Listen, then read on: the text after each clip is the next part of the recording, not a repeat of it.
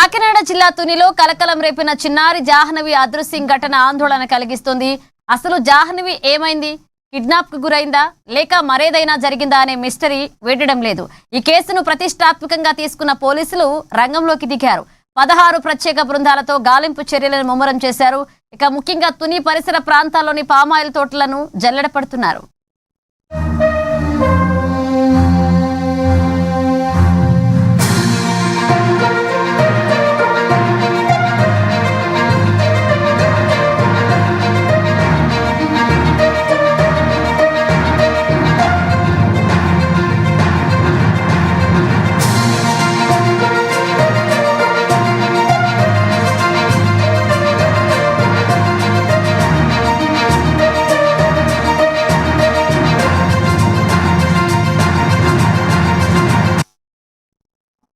కాకినాడ జిల్లా తునిలో కలకలం రేపిన చిన్నారి జాహ్నవి అదృశ్యం ఘటన ఆందోళన కలిగిస్తుంది. అసలు జాహ్నవి ఏమైంది?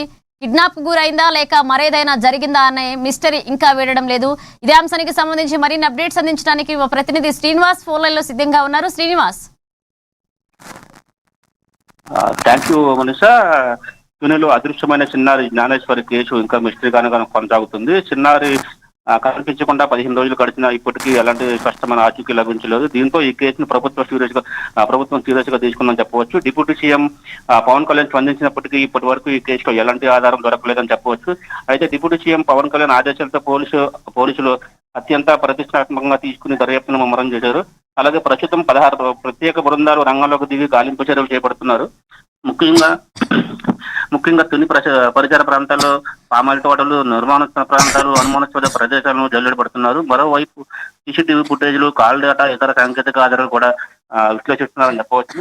అలాగే జ్ఞానేశ్వరి కిడ్నాప్ గురైందా ఉండొచ్చని అనే అనుమానాలతో కూడా ఆ కోణంలో కూడా పోలీసులు దర్యాప్తు చేస్తున్నారని చెప్పవచ్చు. అయితే ఇప్పటి వరకు ఈ కేసులో ఎలాంటి కీలక ఆధారాలు బయటకు రాలేదని చెప్పవచ్చు.